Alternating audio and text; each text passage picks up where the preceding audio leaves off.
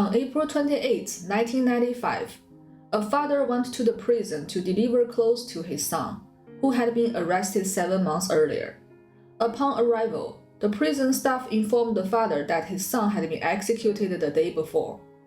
The father couldn't accept this reality, as he and his wife had always believed in their son's innocence. Welcome to Red Eastern True Crime. If you enjoyed this video, please subscribe to my channel. Let's dive into this story. Nie Shubing was born in 1974 in a rural area of Shijiazhuang, Hebei Province, China. Nie had one sister, and his parents were farmers. Although not wealthy, the family was happy. Nie had a stuttering problem since childhood, which made him shy and less likely to talk to people. After finishing junior high school, Nie worked on the farm. When he turned 20, his parents helped him get a job at a local machine factory, where he was known for his honesty and hard work, and was well liked by his supervisors and colleagues. On September 23, 1994, on an ordinary afternoon, Nie was unexpectedly arrested by a group of police officers. His parents were very worried, and after asking around, they learned that the police suspected Nie of being involved in a rape and murder case. About a month ago, on August 5, 1994, Miss Kang, a worker at a hydraulic parts factory in Shijiazhuang, disappeared on her way home after work. Miss Kang lived only 1.5 kilometers from the factory and had to cross a large cornfield. In August, the cornfield was dense and flourishing. After an extensive search by Miss Kang's family, colleagues, and the police, they finally found her body deep in the cornfield. Miss Kang had multiple injuries all over her body, signs of an assault, and her clothes were spread all over the place. A forensic examination later confirmed that she had been raped and murdered at around 5 p.m. on August 5th. The police immediately began an investigation. They heard from several villagers that they had seen a young man riding a dark blue bicycle in the area before the incident. This person was around 20 years old, about 1.7 meters tall, with a crew cut and small eyes. The police had a strong suspicion that this cyclist might be the offender, so they focused on finding this bicycle, and soon found out that Nie owned a dark blue bicycle. After a quick check, the police believed that Nie matched the description of the suspect and arrested him. Nie's mother understood her son's personality well. He had always been shy and law-abiding. There was a time when she asked Nie to kill a chicken at home, but he couldn't bring himself to do it. Nie had a routine of working punctually and always coming home on time. On the day of the incident, on August 5th, he returned home as usual, and his co-workers remembered that he was at the factory during the day. Nie's mother couldn't believe that her son could commit such a crime. At first, she thought he would be released after questioning, but many days later, she found out from the newspaper that her son had been publicly identified by the police as a murderer. It turned out that the only evidence the police had to charge Nie was his confession. They couldn't find any physical evidence such as DNA, fingerprints, footprints, or specific items that matched Nie. Nevertheless, they pressed charges against Nie. The first trial took place on March 3, 1995, but Nie's parents were not allowed to attend. A few days later, the court found Nie guilty of premeditated murder and rape and sentenced him to death. Nie's parents immediately appealed. On April 25th, the second trial, which didn't involve a formal courtroom hearing but was instead a review based on written documents, upheld the death sentence. After the verdict, the family of the victim, Miss Kang, received the official verdict of the court, but Nie's parents received nothing. Only 2 days after the verdict, on April 27th, Nie was executed by firing squad. It wasn't until the 28th that Nie's father visited the prison and learned that his son had been executed the day before, without prior notification from the authorities. Rumors later circulated that the reason for Nie's swift execution was that a high-ranking official needed a kidney. The Chinese government had previously announced a blanket ban on the use of organs from executed prisoners as transplant donors as of January 1st, 2015. Before that date, however, it was considered legal to harvest organs from death row inmates. After Nie's death in 1996, his father couldn't cope with the pain and attempted suicide by taking a large amount of sleeping pills. Although he survived, he was left paralyzed and disabled. After this, Nie's mother continued to appeal the case. Each time her appeals were rejected locally, she escalated by going through different levels of petitioning.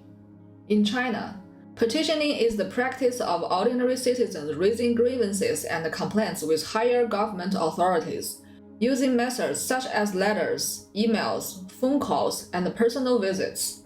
It usually involves trips to Beijing to seek a solution. Nie's mother made numerous trips to Beijing, but no progress was made until one person came into the picture. In January 2005, police in another province, Henan, arrested a suspect named Wang Shujin in connection with another murder case. After several days of interrogation, Wang finally admitted to raping 6 women and killing 3 of them. One of these cases was the Shijiazhuang cornfield rape and murder case, the same case involving Miss Kang. At the time, Wang also worked at a factory near the victim's location. On August 5, 1994, Wang lay in ambush in the cornfield waiting for Miss Kang to pass by on her bicycle. He attacked her, knocked her down, and after choking her unconscious, sexually assaulted her. Later, he dragged her bicycle into the cornfield, and when he returned, he saw that Miss Kang had regained consciousness, so he strangled her again. In January 2005, police in Henan province called their counterparts in Hebei province, and the call was answered by Deputy Chef Zheng Chengyue of the Guangping County Public Security Bureau in Hebei. Officer Zheng had been tracking the suspect Wang for a decade. He rushed to Henan to bring Wang back to Hebei. Based on Wang's confession, Officer Zheng suspected that Wang might be the real perpetrator in the cornfield case.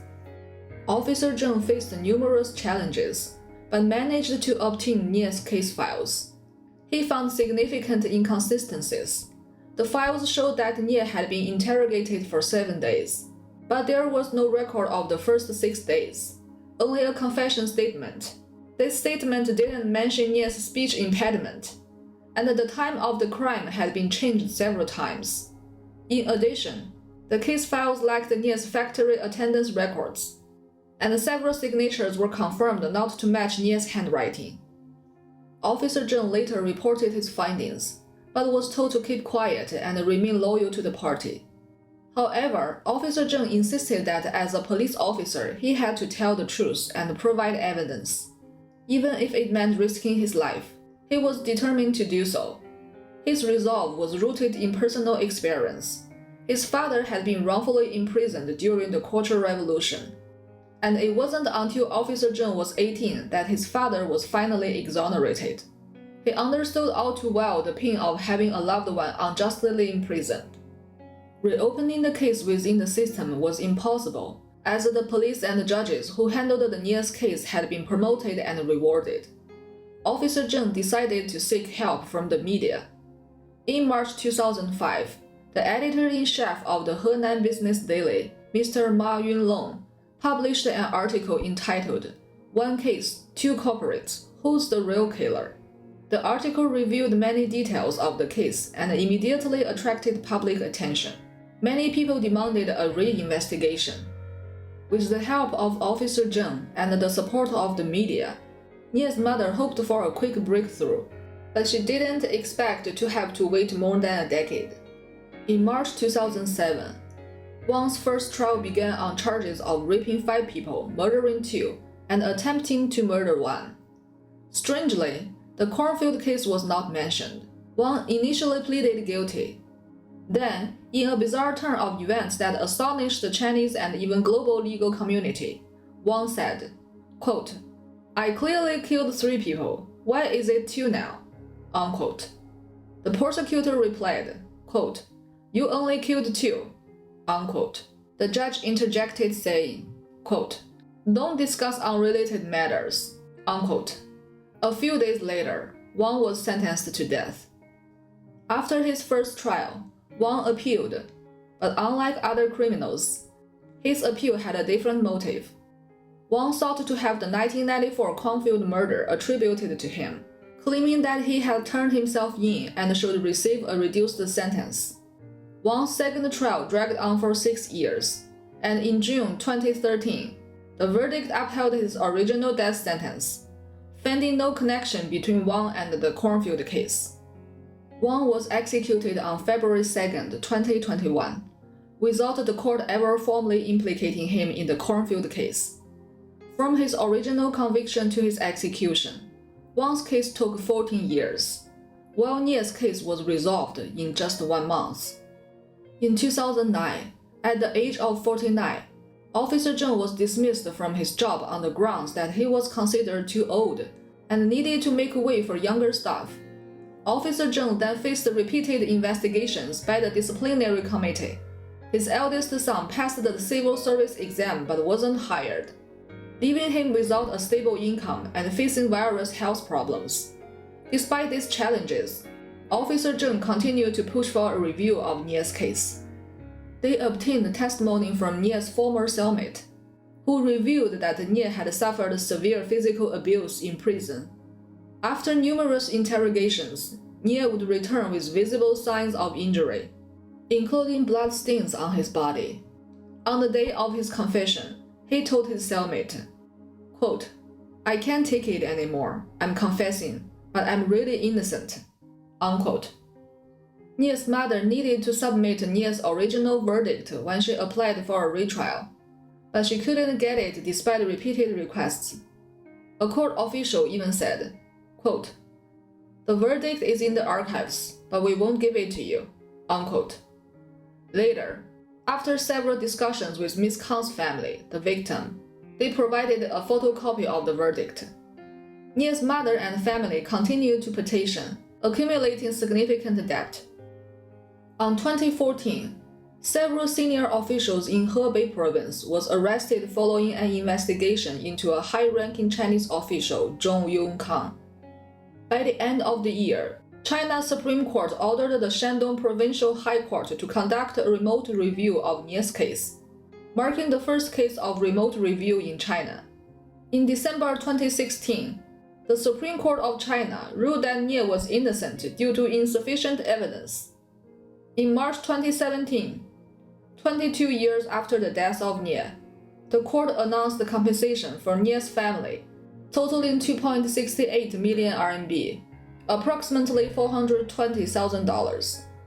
In August 2018, Nie's father passed away due to illness. Nie's mother stated that he witnesses his son's wrongfully conviction being overturned and was able to live without regrets.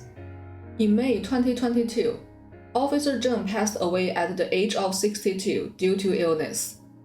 Before his death, a lot of negative information about him circulated online. Some claimed that his dismissal wasn't targeted at him specifically, and that changes in job positions affected 46 officers at the time. There were also allegations that the money raised for his medical treatment were used to pay off the debts. The successful reopening of Nie's case can be attributed to the steadfast determination of Nie's mother, the support of Officer Zheng, journalists, and lawyers. But the most important factors were the confession of the real culprit and the change in leadership at higher levels of authority. Without these two key elements, do you think Nie's case would have been resolved?